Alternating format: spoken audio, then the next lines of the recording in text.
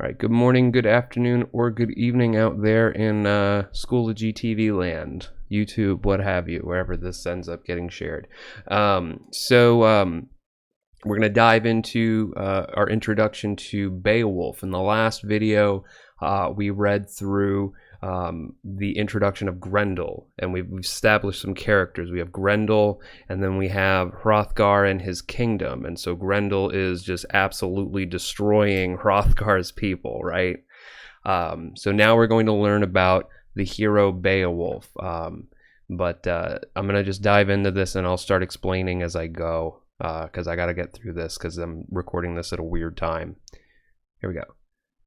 So the living sorrow of Healfdene's son simmered, bitter and fresh, and no wisdom or strength could break it. That agony hung on king and people alike, harsh and unending, violent and cruel and evil. So this is a little confusing at first, and understandably so, because our first opening line here, so the living sorrow of Healfdene's son, this is a kenning. Right? So this could be one of your examples on your chart. Hint, hint, wink, wink. But what does that mean? So Healfdene's son, we got a hint here. That's Hrothgar. So we know now that Hrothgar's father's name was Healfdene. And so what does it mean to call somebody a living sorrow, right? This is sort of, again, alluding to, I've sort of, as I've read this more and more and I've reflected on it over the summer, I've started to sort of realize, like, Hrothgar is not that strong, maybe, of a leader. And so, you know, he's kind of a sad, maybe, person. But whether that's true or not, certainly the situation is horrible and sad. And so, you know, Grendel is coming. He is destroying the people, right? So his strength, no wisdom, right? So no wisdom or strength could break the sorrow, right? You know, so nothing they've tried to do so far could defeat Grendel. Hrothgar has not been able to do it. So now what's going to happen? So now we have a shift here in perspective a little bit. We're going to get someone else's mind. In his far-off home, Beowulf, Higlac's follower, there's another kenning right there, right? And also in a positive, we were just talking about that, right? Who is Beowulf? Well, he's Higlac's follower and the strongest of the Geats. So he's the strongest of the Geats. The Geats were, I think, part of like Norway-ish. Don't quote me on that, but he's not from the same place. So he's going to travel, and he's going to come to Hrothgar's land to help Hrothgar. How nice of him, right? So let me keep reading here. In his far-off home, Beowulf, Higlac's follower and the strongest of the Geats, greater and stronger than anyone anywhere in this world, heard how Grendel filled knights with horror and quickly commanded a boat fitted out, proclaiming that he'd go to that famous king, would sail across the sea to Hrothgar, now when help was needed. How nice of him. So Beowulf, maybe you get a sense now he's the kind of guy who goes looking for glory and adventure. All right. None of the wise ones regretted his going, much as he was loved by the Geats. The omens were good, and they urged the adventure on. Interesting thing about what are omens, right? So this is sort of one of those links. This is where it gets kind of tricky. You know, you've got this sort of pagan story, you know, the omens were good, right? That's not a Christian thing. But again, remember, Christians were writing this. So you get like this weird kind of, you get some of these weird parts where like they couldn't completely Christianize it, but they did the best that they could. So we get hints of what the old culture really was like. The omens were good, and they urged the adventure on. So Beowulf chose the mightiest men he could find, the bravest and best of the Geats, 14 in all, and led them down to their boat. He knew the sea would point the prow straight to that distant Danish shore. All right, and so we have an ellipses here. I think they skipped some stuff. I don't know if they actually skipped some stuff, but they put an ellipses here because they have some explanation here about what happens next. Like, so Beowulf is going to the Danish shore. He's going to Hrothgar's land. So Beowulf, we get some skipping here. So Beowulf and his men, this is not in the poetic verse, right? Beowulf and his men sail over the sea to the land of the Danes to offer help to Hrothgar. They are escorted by a Danish guard to Heorot, where Wulfgar, one of Hrothgar's soldiers, tells the king of their arrival. Hrothgar knows of Beowulf and is ready to welcome the young prince and his men. So Wulfgar here is sort of a minor character getting introduced. He's going to be the one that greets Beowulf and his men and then sort of like brings them to visit the king. If you've ever watched like Lord of the Rings, you sometimes see like, there's some like military officer or something who like greets the fellowship or something, and then they go to see the actual leader. This is a scene like that. So here we go. Then Wulfgar went to the door and addressed the waiting seafarers and with soldiers' words. My lord, the great king of the Danes, commands me to tell you that he knows of your noble birth, and that having come to him from over the open sea, you have come bravely and are welcome. Now go to him as you are, in your armor and helmets, but leave your battle shields here and your spears. Let them lie waiting for the promises your words may make. So, interesting, so I've thought a little harder about this, and you could think hard about this if you want to. So Wulfgar is saying, this is kind of like standard practice maybe, right? It's like, okay, come visit the king, but you can't bring your weapons into the king's throne room, right? There's a little bit of like caution and distrust there, right, of the weapons.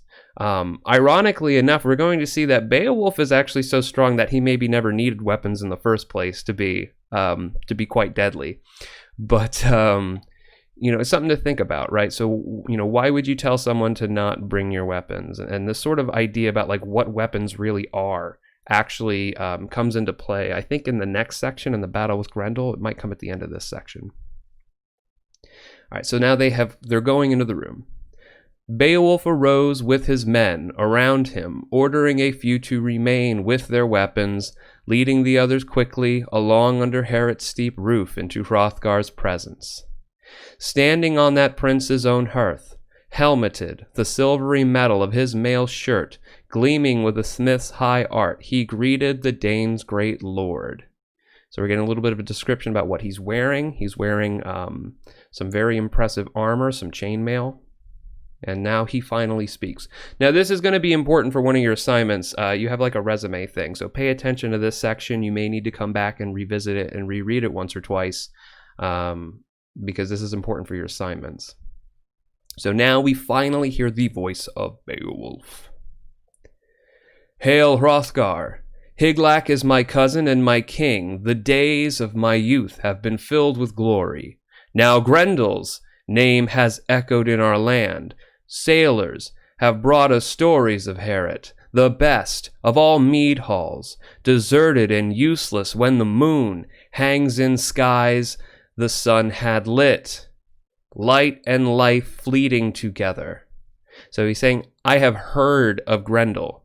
His, your problems have been, the word has been spreading, and I have heard that Grendel comes in the night when the sun is no longer out and terrorizes you guys, and so that's why I'm here. My people have said, the wisest, most knowing, and best of them, that my duty was to go to the Danes, great king. They have seen my strength for themselves, have watched me rise from the darkness of war, dripping with my enemy's blood. I drove 5 great giants into chains, chased all of that race from the earth. So he's a little boastful here, but I want you to understand something. So this comes, he is in a time when written language was not really a thing. So you have to maybe think, like, how do you stand out from the crowd? Like, what do we do in our day and age, when we go look for these jobs, which is kind of like what he's doing. He's like, hey, I'm applying for this job to kill the monster. Kind of like a Witcher or something, if you've ever watched that series and know what I'm talking about. But, he's essentially presenting his resume in a way. Like, he is coming and he sounds like he's bragging, but you have to understand that this is a time when the only way you could communicate what you've done was through speaking about it. So you had to be confident in this world. You had to be brave enough to say, yeah, I'm really good at this, this, and this because I've done this, this, and this already. You know, like you had to walk around and say that kind of stuff to get recognized. All right. I swam in the blackness of night, hunting monsters out of the ocean and killing them one by one. Death was my errand and the fate they had earned. Now Grendel and I are called together, and I've come. Grant me then, Lord and protector of this noble place, a single request. I have come so far, O shelterer of warriors and your people's loved friend, that this one favor you should not refuse me. So what does he want? He's building tension here, right? Why doesn't he just come out and say it? Well, we're building tension here. What is it that he wants from Hrothgar? I don't know, let's read, right? That I alone, and with the help of my men, may purge all evil from this hall. That's a very interesting request. He's basically telling Hrothgar, I don't want you or your men's help. I have come here to kill this monster, and I'm going to do it by myself. If I get help, it's going to be from my men. Why in the world would anybody want to do that? Well, understand that, again, think about resumes. Think about what it is that we do in life to get ahead and to stand out and gain experience. You know, there's a reason why in video games, when you defeat a monster, you get experience points and you become stronger, and you maybe sometimes take that monster's ability, right? That is not a thing that is unique to video games. That is kind of really just how life works, right? And so what Beowulf is kind of saying is, I want all of the experience. I want all of the honor. I want all of the glory. You guys, I'm here to help you, but I need you to back off and let me do my job so that I, can add this to my resume, essentially, and, continue to build this reputation of glory. And think about this for just 1 second, so this is also a time before Christianity. And so this is a time before people believed in heaven or hell. This is a time where the idea of the afterlife was a little bit more murky. And so it was very, very important to leave a reputation, because that was the only way that you really were going to be remembered. There was no promise that life would go on after you died. And so, we may look at it and think, wow, what an arrogant person. But the reality is, he wants to leave a legacy. He wants to do something so important that he is remembered forever.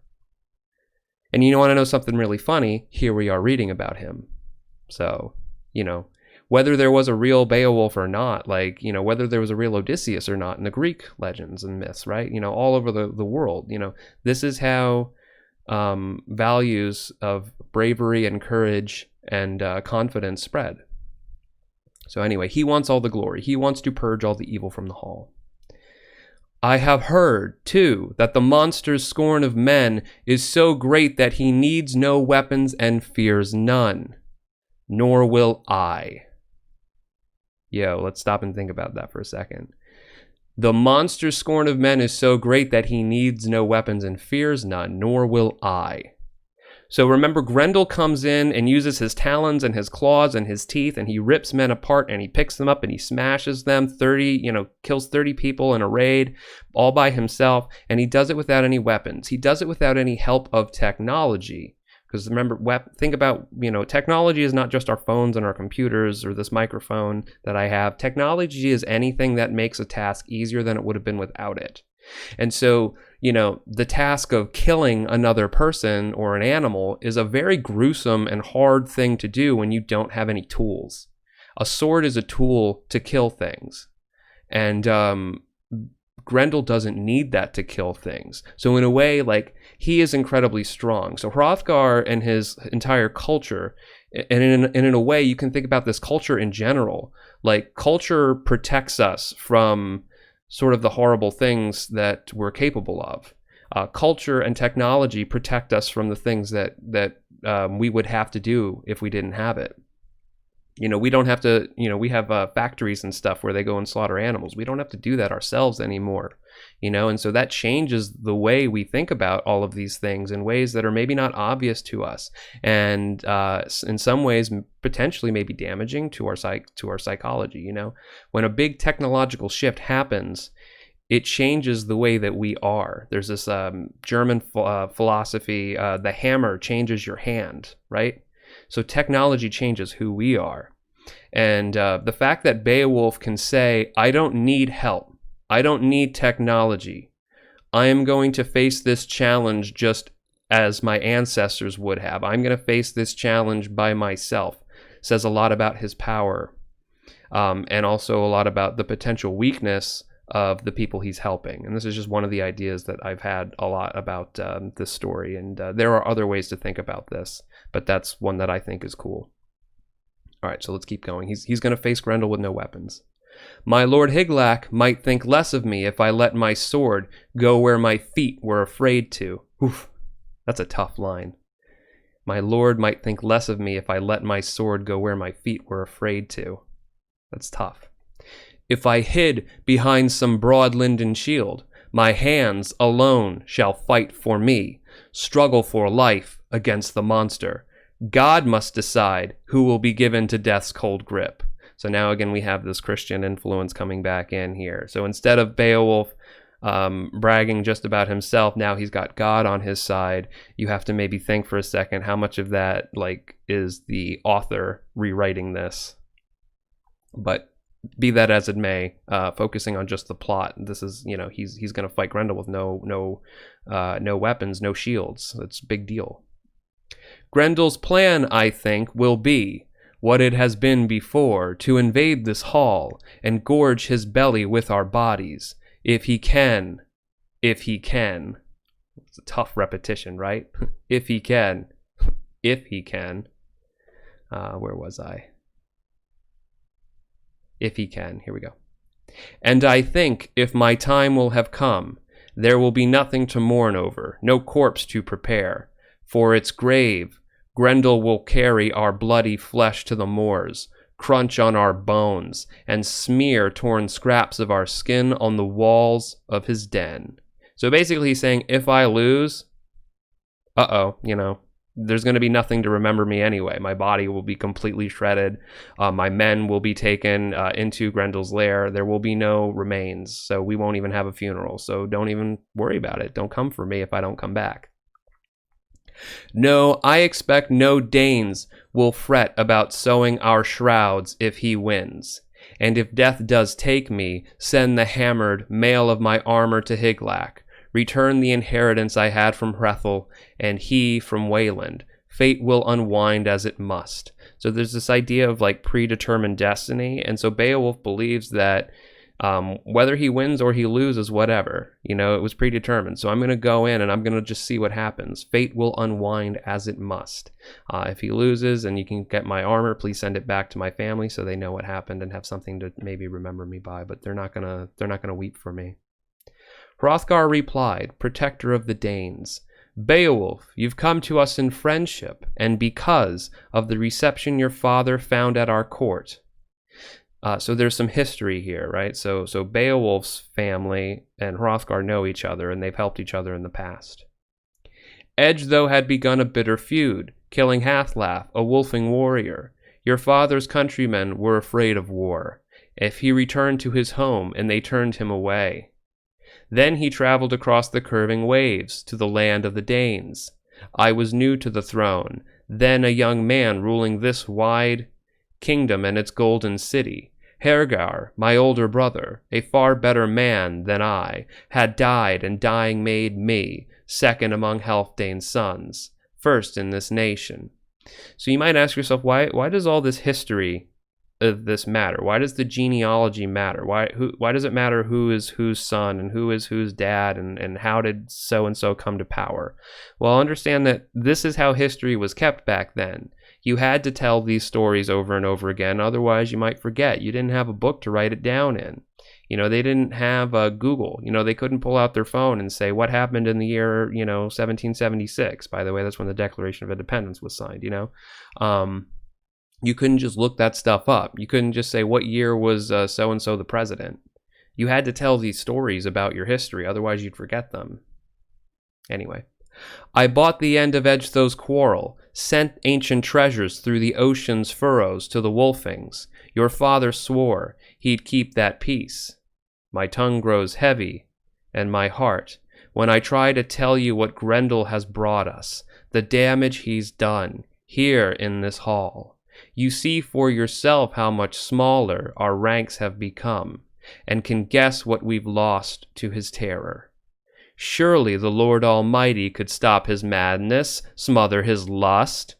It's almost like Hrothgar is speaking some heresy right now, right? He doesn't trust in the Lord. And remember in the first part, there was reference to them making some heathen sacrifices and rituals, right? Again, I think that's the author, the Christian author, taking some liberties here. Surely the Lord Almighty could stop his madness, smother his lust. How many times have my men, glowing with courage, drawn from too many cups of ale, sworn to stay after dark and stem that horror with the sweep of their swords? So they would drink and they would boast, and then they would promise to stay up late to slay Grendel, but it never really works out. And then in the morning, this mead hall glittering with new light would be drenched with blood, the benches stained red, the floors all wet from that fiend's savage assault, and my soldiers would be fewer still, death taking more and more. But to table, Beowulf, a banquet in your honor, let us toast your victories and talk of the future. So they're going to eat before the night. Then Hrothgar's men gave places to the Geats, yielded benches to the brave visitors, and led them to the feast. The keeper of the mead came carrying out the carved flasks, and poured that bright sweetness. They got some good ale. A poet sang from time to time in a clear, pure voice. Danes and visiting Geats celebrated as one, drank and rejoiced. And it's important that they have a celebration at the end, because remember, Grendel only comes out kind of to crash parties, so you have to have a nice night, and then Grendel will hear the festivities and become jealous and selfish and come to destroy you, right? And so that is where we will stop for today. Tomorrow we will get to the actual confrontation of Beowulf and Grendel.